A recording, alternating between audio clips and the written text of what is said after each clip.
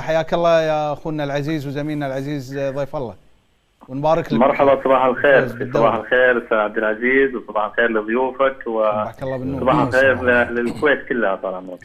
صباحنا لاهل السعوديه كلهم. يطول لي عمرك اخوي عبد العزيز، يطول عمرك.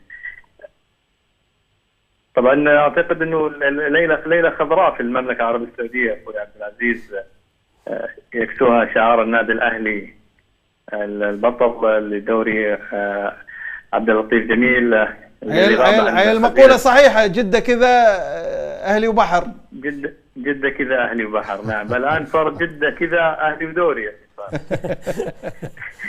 تعرف البطولة اللي يعني تعطت كثير على الفريق الأهلاوي، الفريق البطل الذي يزخر بنجوم كثير غزوا المنتخبات السنية والمنتخبات الأولى من زمن طويل جدا.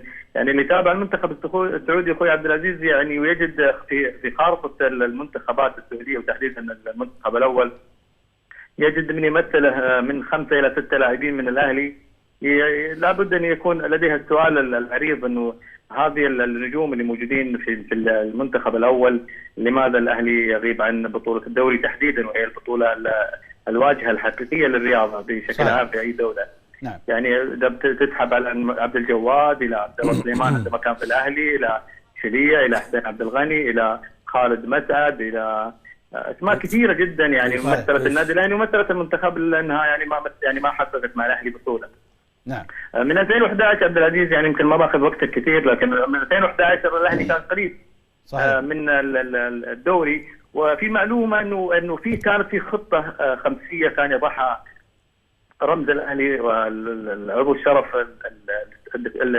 صاحب سمو الملك الامير خالد بن عبد الله، انه هناك خطه انه يكون بعد 5 سنوات لابد ان الاهلي يحقق يعني بطوله الدوري. يعني كان في تغيير جذري في تشكيله الفريق، اسماء كثيره رحلت من الاهلي، اسماء جديده صعدت، اسماء كثيره تقدمت، الى انه وصل الى العام الماضي كان منافس كبير جدا للنصر.